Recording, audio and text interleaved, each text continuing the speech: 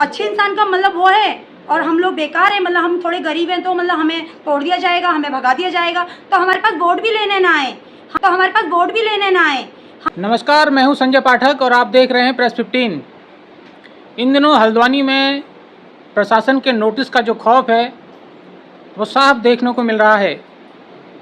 देवखड़ी नाला और रकशिया नाला, ये दो नाले हैं और प्रशासन ने इन दोनों नालों के आसपास रहने वाले करीब 592 लोगों को 592 परिवारों को नोटिस भेजे हैं। ऐसे में घर टूटने का डर और खौफ साफ लोगों को देखने को मिल रहा है। हालांकि प्रशासन ने सोमवार से कैंप लगाकर लोगों की आपत्तियां एक बार फिर से सुनने का एक प्रोग्राम बनाया है और ये तमाम जो प्रशासन इस वक्त काम कर रहा है ये जन नेताओं के दबाव में। ललित जोशी लगातार आप देख रहे हैं लंबे समय से इस पर काम कर रहे हैं और लोगों की आवाज़ बन रहे हैं।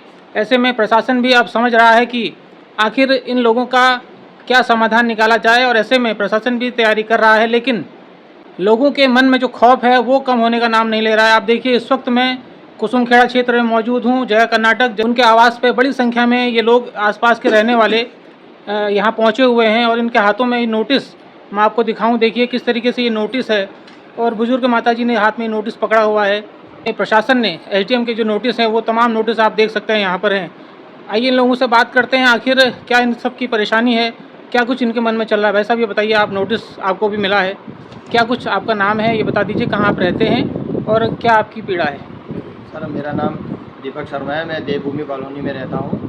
मैंने अभी 2 साल पहले ही यहाँ पे प्लॉट लिया था, रजिस्ट्री कराई है, 143 दाखिल खारिज सब मैंने कराया और पिछले इस साल ही मई में मैंने उसमें वो किया, घर प्रेस किया है। हम यहाँ नहीं थे, हमारे पीछे ये हमारे पड़ोसी को नोटिस दे के चले गए हैं। हमें कुछ भी नहीं बताया गया है कि ये नाला कितना चौड़ा होगा, कितना इसके ऊपर क्या काम होना है, कुछ हमें इसके बारे में बताया नहीं गया है। खाली हमारे पड़ोसी को नोटिस दे के ये लोग चले गए हैं और नोटिस दे गए हैं कि 15 दिन में आप अपना मकान खुद ही तोड़ दीजिए या हम फिर उस पर कार्रवाई करेंगे, जबकि हमारे पास इसके सब कागज। बिल्कुल बिल्कुल, आप देखिए इनके पास कागज़ भी हैं, नक्शा भी इनका पास है और प्रशासन का नोटिस इन्हें भी मिला है। हालांकि एक बात साफ है कि जो भी लोग नदी नालों के आसपास रह रहे हैं वो बरसात में जब नाले उफान पर होते हैं तो उनके लिए संकट बनता है। अतिक्रमण नालों पर नहीं होना चाहिए, ये बड़ी साफ बात है। लेकिन जो लोग कह रहे हैं कि हमारे पास दस्तावेज हैं, हमारे पास तमाम वो दस्तावेज हैं जो सरकारी अधिकारियों ने जिन्हें पास किया हुआ है, तो फिर क्यों उन अधिकारियों को भी नोटिस भेजे नहीं जाने चाहिए जिन्होंने इनके घरों को पास किया है, जिन्होंने इन्हें बिजली पानी और तमाम जो कनेक्शंस हैं वो दिए हुए हैं, तमाम सरकारी सुविधाएं इन्हें दी हैं। तो फिर अचानक मानसून से पहले प्रशासन के ये नोटिस क्या कुछ कह रहे हैं ये तमाम लोग। आप देखिए माता जी, आपको भी कह रहे हैं कि 2 मीटर इधर से लेंगे, 2 मीटर उधर से लेंगे, ऐसा बोल रहे हैं। मेरा नाम भावना जोशी है, मैं लीलावती कॉलोनी से हूँ। मेरा मकान हालांकि नाले के पास है, लेकिन जो सुरक्षा दीवार बनी है उसके बीच में करना है, जो करिए। हमारा मकान पक्का है, नक्शा पास है, मेरे मकान का रजिस्ट्री है मेरे मकान की, फिर उसमें तोड़ फोड़ क्यों करना है? जो करना है हमारी सुरक्षा दीवार है, आप उसके अंदर कीजिएगा। बिल्कुल, आप देखिए साफ तौर पर कह रहे हैं कि सुरक्षा दीवार के अंदर ये रहते हैं। लेकिन मैडम ये बताइए, आप भी नोटिस लेके पहुंची हैं, क्या कुछ आपकी पीड़ा है। मेरा नाम सोनाली आर्या है और क्या कहते हैं, हमारा जो मकान बना हुआ है नाले के बगल में है और आपको हमें नोटिस दिया जाता है कि आप ये 15 दिन के अंदर खाली कर दीजिए और ये तोड़ा जाएगा। तो जब हमारे पीछे पहले से ऑलरेडी सुरक्षा दीवार बनी हुई है तो अब वो क्यों तोड़ा जाएगा? वो भी तो गवर्नमेंट बनी है और जो हमें आर्थिक सहायता मिली थी तब वो भी हमें गवर्नमेंट नहीं दी है। तब उस समय गवर्नमेंट कहाँ थी? जब हमारे पे लाइट बिजली का बिल सब कुछ दे रही थी उस समय कहाँ थी? तो आज हमसे कहते हैं कि 15 दिन के अंदर खाली कर दो, और आज हम कहाँ जाएंगे 15 दिन के अंदर? और जो किसी का मतलब इस तरीके से हमें इतना परेशान कर दिया गया है, 15 दिन के अंदर ही अब बारिश शुरू हो जाएगी, हम छोटे छोटे बच्चे को लेके कहाँ जाएं? और जस्ट बगल में हमारे हरगोविंद सवाल स्कूल है, वहाँ नोटिस क्यों नहीं आया? वो तो बिल्कुल जरा सा ही पीछे से थोड़ा सा ही है, उसके वहाँ जाके देखिए गूल चौड़ी होंगी, जो वो तो नाला है, रकोसिया नाला। अब हमारे पीछे रकोसिया नाला है, वहाँ क्या है? वो क्या किसी अच्छे इंसान का मतलब क्या कहते हैं अतिक्रमण है तो हमारे पास ना आए, हम अतिक्रमण में ही रहना खुश मानते हैं। फिर हमारे पास कभी भी ना आए, हमारे पास कभी ये ना कहने आए कि हमें आज पार्षद को वोट दो या आज हमारे इसको वोट दो, आज उसके वोट दो। किसी का हम कुछ भी नहीं देंगे। फिर आज के बाद हम कहीं भी कुछ भी नहीं करेंगे इसके बाद। और हमें या तो फिर हमारे रहने की व्यवस्था बताएं और या तो फिर हमारा मकान जिस तरीके से है उसी को छोड़ दिया जाए। बिल्कुल बिल्कुल, आप ही कह रहे हैं कि हरगोविंद सवाल जो यहाँ पर स्कूल है वो भी नाले के ऊपर बना हुआ है, ये आप कह रही हैं। हाँ जी, नाले के ऊपर बना हुआ है। आप नहीं है तो आप देख के आ सकते हैं, नहीं होता है तो मैं वीडियो बना के वहाँ से लेके आऊँगी। इस बिल्कुल स्कूल बिल्कुल वहाँ पे। और हरगोविंद टूटेगा तो हम भी तोड़ने के लिए तैयार हैं, नहीं हरगोविंद नहीं टूटेगा तो हम भी कहीं से ट्रस्ट से मज नहीं होंगे, और नहीं तो हम पे बुलडोजर चला दीजिए, फिर उसके बाद मकान पे बुलडोजर चलाएंगे, और नहीं तो पहले हरगोविंद पे बुलडोजर चलेगा फिर हमारे मकान पे बुलडोजर चलेगा। हम उसके लिए हम एग्री हैं। और पूरा टूटेगा, जितना हमारे वहाँ से पीछे से लिया जाएगा उतना ही हरगोविंद से भी पीछे से लिया जाएगा, और ऊपर भी जितने भी बड़े लोगों के घर हैं सबके तोड़े जाएंगे, गरीबों के ही नहीं तोड़े जाएंगे। या तो गरीब का तोड़ लो तो अमीरों का भी तो तोड़ो ना। बिल्कुल बिल्कुल बिल्कुल। आप देखिए साफ तौर पर ये बात सच है कि हल्द्वानी में जो नोटिस भेजे गए हैं वो आम लोगों को तो भेजे ही गए हैं, साथ साथ उन लोगों को ये नोटिस नहीं भेजे गए हैं जिनके बड़े बड़े मॉल हैं, जिनके बड़े बड़े स्कूल हैं, तो वो लोग फिलहाल नोटिस से बचे हुए हैं, ऐसा लोगों का कहना है। इस वक्त मेरे साथ बातचीत के लिए ललित जोशी मौजूद हैं जो लगातार पिछले एक हफ्ते से इन लोगों की आवाज़ बने हुए हैं। ये बताइए, आप लगातार कह रहे हैं कि पुनर्नियोजन होना चाहिए, लेकिन प्रशासन है कि वो नोटिस पर ही अड़ा हुआ है और कह रहा है कि हम आपको एक बार अवसर और देंगे, आप अपने दस्तावेज़ हमें दीजिए, अगर वो सही हैं तो ठीक है, अगर नहीं है तो हम तोड़ेंगे। तो ये इस पूरी प्रशासन की जो कवायद है, आप देखिए क्या कुछ इस पर कहना चाहेंगे, और क्या आपको लग रहा है कि यह समाधान की तरफ प्रशासन बढ़ रहा है या लोगों को खौफ में रखवाना ही प्रशासन का एकमात्र लक्ष्य रह गया है? असना जो पुनर्नियोजन की जो बात है वो आज भी कहूँगा, कल भी कहूँगा, और वो हमेशा इस हल्द्वानी शहर में विद्यमान रहेगी, क्योंकि हल्द्वानी शहर की जो डेमोग्राफी है वो साफ ये है कि हल्द्वानी फूट हिल है, सारे अगल बगल सब पहाड़ हैं, सबसे पानी ऊपर से नीचे को यानी हल्द्वानी की ओर आता है, और ये आज का नहीं है, सैकड़ों वर्षों से हल्द्वानी की यही स्थिति रही है। हल्द्वानी की यही स्थिति देखते हुए कभी यहाँ पर जमरानी बांध का जब पास हुआ था तो 65 या 70 किलोमीटर के लगभग हल्द्वानी में नहरें बनी थी, उससे जो ये पानी का रिसाव था ये बहुत कम हो गया था। उसके बाद यहाँ धीरे धीरे आबादी बसी कई जगह पर। अब सेकंड बात जो आपने पूछी है वो मैं आपको उस बात का जवाब दे रहा हूँ, प्रशासन इसका हल निकाले। आक्रामकता से कुछ नहीं होगा। लोग घरों के ऊपर से छतें जिनके ऊपर से टूटेंगी उनके दिल में क्या बीतेगी। अभी शर्मा जी यहाँ पर खड़े हुए, ये जोशी मैडम यहाँ पर पीछे खड़ी हुई हैं, आप मुझे सब जानते हैं। वर्ग एक कौ की इन लोगों की भूमि है, इनके नक्शे पास हैं। आपने आओ देखा ना तो धड़ाक से जो है नोटिस बाज सरकार की तरह आपने जो है नोटिस दे दिया इनको। जबकि ऐसा अगर आप देखेंगे पूरे हल्द्वानी में तो 75% हल्द्वानी आपको ऐसा ही मिलेगा। अगर 30 और 35 फुट का एक नाले के अगल बगल तोड़ना है तो चलिए पूरे शुरुआत करिए, उस जगह से भी शुरुआत करिए जिन जगह के नक्शे आपने जिन प्रतिष्ठानों के पास किए हैं। आप हकीकत में ही आप सब नहीं कर सकते क्योंकि ये प्रैक्टिकली पॉसिबल नहीं है। आप सेलेक्टिव नहीं बन सकते। अभी इन्होंने एक स्कूल का नाम लिया, मैं नहीं लेना चाहता, वो मैंने देखा नहीं है, लेकिन मुझे पता है वो स्कूल ठीक नाले के ऊपर है। आपने वहाँ क्यों नहीं नोटिस दिया? क्योंकि सरकार का वो एक संगठन है, इसलिए आपने नहीं दिया। आप सेलेक्टिव मत बनिए।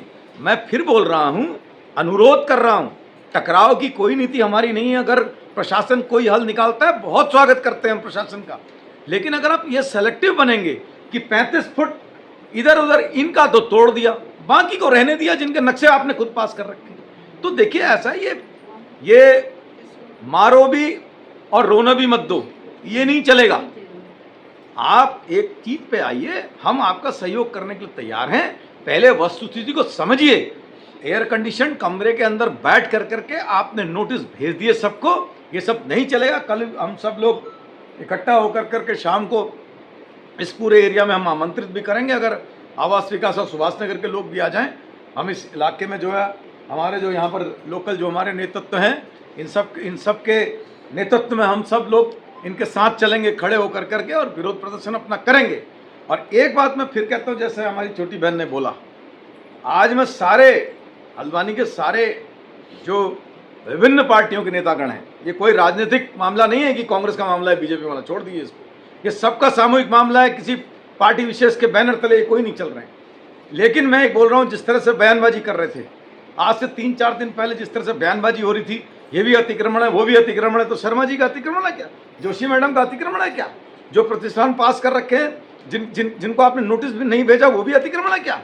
स्कूल जो स्कूल है वो असली अतिक्रमण है, वहाँ क्यों नहीं दे दिया आपने नोटिस? तो आप सेलेक्टिव बन रहे हैं।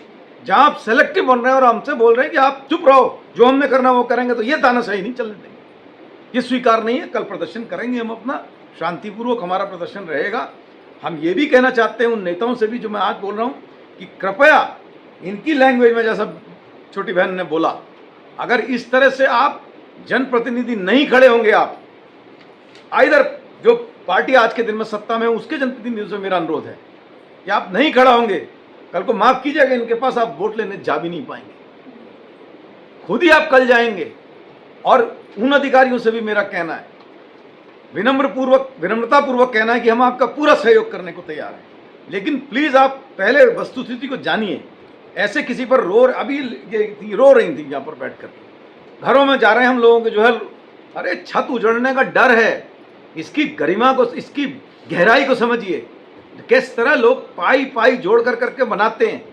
आप उनको जो है बेफालतू में अतिक्रमणकारी की संज्ञा देकर के उनको तोड़ने पर उतारू हो जाए और आप कहें कि कोई ना बोलेगा, ऐसा नहीं होगा, ऐसा बिल्कुल नहीं होगा।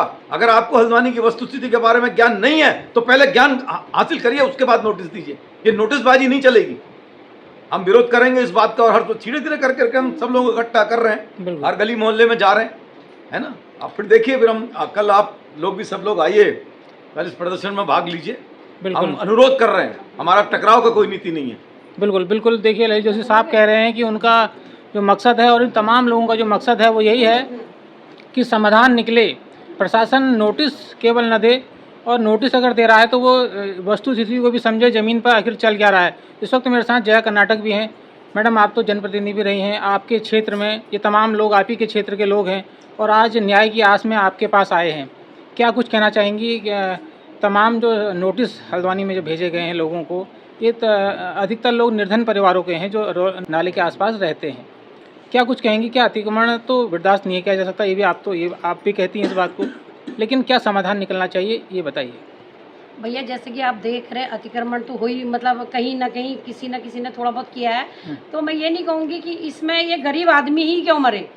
तो जिस तरह से आप बताइए ना, चंबल पुल से चौड़ा नाला, नक्शे की बात कर रहे थे परसों एसडीएम साहब, तो मैं उन्हीं से कहती हूँ कि यदि आप नक्शे की बात कर रहे हैं तो आप चंबल पुल से जितना चौड़ा नाला है उतना नाला हमें नीचे तक दीजिए, न चढ़ेल तक। हम अपने लोगों से हटवाएंगे, जो अतिक्रमण होगा तोड़वाएंगे, हम उसमें पीछे नहीं हट रहे। और यदि उसके बाद हमने प्रधानमंत्री सड़क योजना के तहत भी कई काम यहाँ पे करे थे, और ऊपर से जिला पंचायत से हमने काम कराए थे, अपने ब्लॉक से हमने यहाँ पे सुरक्षा दीवार बनाई थी, कहीं ना कहीं सरकार का पैसा उसमें लगा हुआ था। तो जो जितना नाला था उतनी हमने सुरक्षा दीवार इधर लाल ढाट से लेके छड़ेल तक हमने पूरा नाला बनाया था और खुद अपने कार्यकाल में बनाया था। सांसद जी ने भी उसमें हमें पैसा दिया था, नीचे पुल बना हुआ है। उसके बावजूद इन लोगों के घरों को तोड़ा जाएगा तो हम बर्दाश्त नहीं करेंगे, क्योंकि यहाँ गरीब लोग हैं। मेरे पास तो ना मैं जनप्रतिनिधि इस समय हूँ, मैं एक आम महिला हूँ इन्हीं की तरह। तो ये लोग मेरे पास आते हैं कि दीदी हमें आपका सपोर्ट चाहिए, तो मैं इनसे पूरा आश्वासन देती हूँ इन लोगों को, अपनी बहनों को, कि जितना होगा तो मैं सड़क से लेके सदन तक सरकार के विरोध में जाना होगा तो जाएंगे, क्योंकि कहीं ना कहीं ये जितने भी अधिकारी हैं भाजपा के उसमें इशारे से चल रहे हैं या क्या चल रहा है भगवान जाने। किसी को तो नोटिस आता, किसी को नोटिस नहीं आता है, इस तरह के ये काम कर रहे हैं तो जो गलत है। और अभी हमारी छोटी बहन ने कहा, इधर हमारी वार्ड में एक स्कूल है तो कहीं ना कहीं अतिक्रमण के जद में वो भी आता है। तो ऊपर भी कई लोग ऐसे प्रतिष्ठान है जो कहीं बड़े बड़े नेताओं के हैं, उन्हें दुकानें खोली, किसी ने कुछ करा। तो जहाँ पर तुम अतिक्रमण की बात करते हैं तो मैं ये कहती हूँ बिल्कुल निस्वार्थ भावना से करो और एक किनारे से तोड़ दो, चंबल पुल से तोड़ो, तो ये सारे लोग तोड़ने को तैयार हैं और इनके साथ हम लोग खड़े रहेंगे। और कल मैंने अपनी महिलाओं से भी कह रखा, अपने भाइयों से भी कह रखा, छड़ेल तक के लोग इसमें आएंगे, ये नाले से, ये लाल डांट से लेके बमोरी इधर से सभी लोग आएंगे।